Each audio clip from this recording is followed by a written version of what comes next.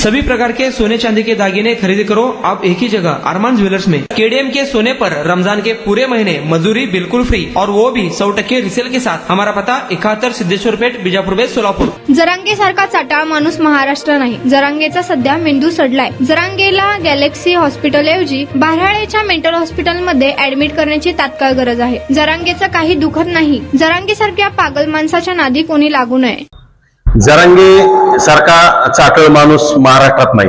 खरं तर जरांगेला आता हिंदू कळालं। ज्यावेळेस नोमानी बोकांडीवर घेतले होते त्यावेळेस जरांगेचं हिंदुत्व कुठं गेलं होतं? जरांगेला काय माहिती? जरांगे कधी कोणत्या मंदिरात गेलाय का? कोणाला काय बोलायचे? जरांगेला म्हणजे जरांगेचा सध्या खरं तर मेंदू सडलेला आहे। जरांगेच्या गॅलेक्सी हॉस्पिटलमध्ये ऍडमिट आहे ना, त्याच्याऐवजी त्याला आता बाराळेच्या मेंटल हॉस्पिटलमध्ये ऍडमिट करण्याची तात्काळ गरज आहे।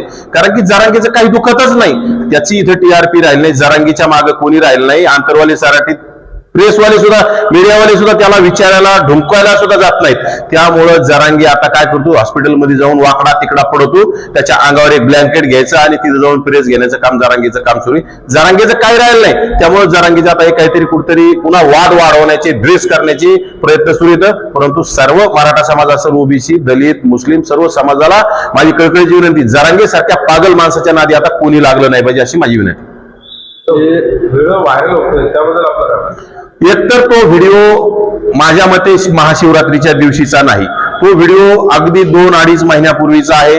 महाशिवरात्रीच्या दिवशीचा व्हिडिओ असता तर तिथं गर्दी दिसली असती, तुम्हाला काही गर्दी नाही। आणि दुसरी गोष्ट, जो कैलास बोराडेचा व्हिडिओ आहे ना, तो तर कैलास बोराडे हा महादेवाचा निश्चिम भक्त आहे। कैलास बोराडे अगदी म्हणजे महादेवाला कायम त्याच्या बोलण्यातून त्याला डाक देताना सुद्धा महादेवा महादेवा म्हणून त्याचा उच्चार करत होता। महादेवाच्या नंदीला त्यांनी कवटाळलेला आहे। पण जरांगेला कुठं अक्कल आहे? जरांगेच्या मी तर म्हणतो जरांगे कधी मंदिरातच गेलेला नाही। जरांगेला मंदिर माहिती, बार, ढाबे हे जरांगेला शहागडच्या आसपासचे सगळं तेवढंच माहिती।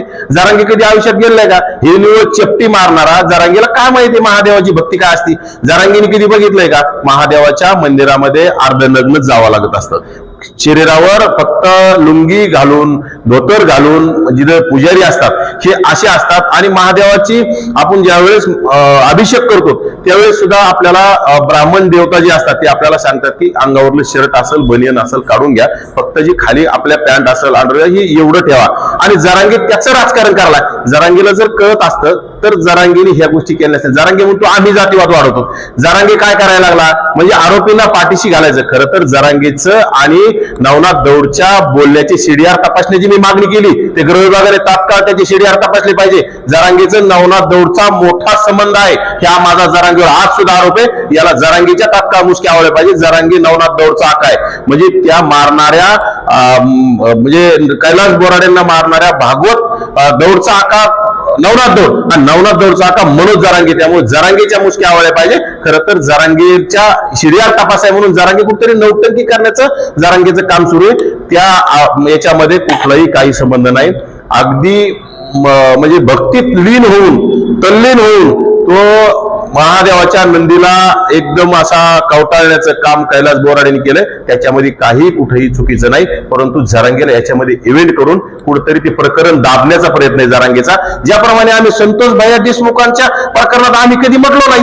आम्ही ज्या वेळी संतोष भैयांचे आम्हाला प्रश्न विचारतात ते आम्ही सांगायचे किंवा जे कोणी आरोपी असतील, जे कोणी नराधम असतील यांना तात्काळ अटक झाली पाहिजे, फाशी झाली पाहिजे। परंतु एखाद्या छोट्या जातीतला जर माणूस त्याच्यावर अन्याय होत असेल तर जरांगे जर जातीवाद करत असेल, जरांगे जर छोट्या जातीतल्या माणसाला जर न्याय मिळवून देण्याच्या विरोधात असेल तर जरांगे किती जातीवादी आहे हे खरं तर आता मुस्लिम समाजाने सुद्धा ओळखून घेतलं पाहिजे, दलित समाजाने ओळखून घेतलं पाहिजे। कारण की आता कट्टर हिंदू म्हणायला लागला। त्यावेळेस नोमानी बोकांडीवर घेतले, त्यावेळेस राजरत्न बोकांडीवर घेतले, म्हणजे येणाऱ्या काळात तो दलित समाजाला सुद्धा बाजूला ढकलण्याचं काम करेल। हा नौटंकी त्याचा विषय संपलेला आहे। खरं तर लक्ष्मण आके असेल किंवा मी असेल, आम्ही सुरुवातीपासून नाही आहोत। कारण की हे बघा, मला काही खोटं बोलता येत नाही। मी आजपर्यंत कुठलीही प्रसिद्धी मला मिळवण्यासाठी मी केविलवाना प्रयत्न केलेला नाही किंवा मी कुठलंही माझं क्रेडिट घेत नाही। याचं पूर्ण क्रेडिट दीपक बोराडे यांना गेलं पाहिजे। कारण दीपक बोराडेंनी पहिली पोस्ट दीपक बोराडेंनी टाकली आणि त्या म्हणजे कैलास बोराडे हे म्हणजे तक्रार सुद्धा देत नव्हते। दीपक बोराडेंनी त्यांना तक्रार देण्यास सुद्धा तयार केलं, कारण की अन्यायाला वाचा फोडण्याचं काम दीपक बोराडेंनी केलं।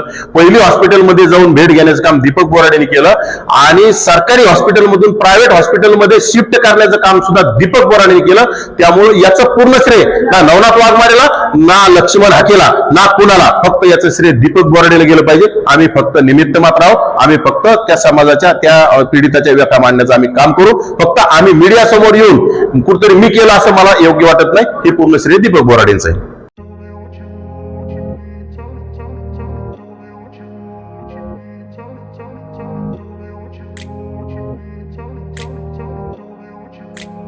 जागतिक महिला दिनानिमित्त लुनिया ईव्ही हब कडून गाडी शिका मोफत व तसेच मोफत नाव नोंदणी. प्रशिक्षण केल्यानंतर महिलांसाठी विशेष ऑफर. हे ऑफर 20 मार्च 2025 पर्यंत. तर आजच भेट द्या लुनिया ईव्ही हबला. पत्ता जोशी पेट्रोल पंपासमोर, जुळे, सोलापूर. संपर्क क्रमांक 9309857930. दुसरा क्रमांक 7507886648.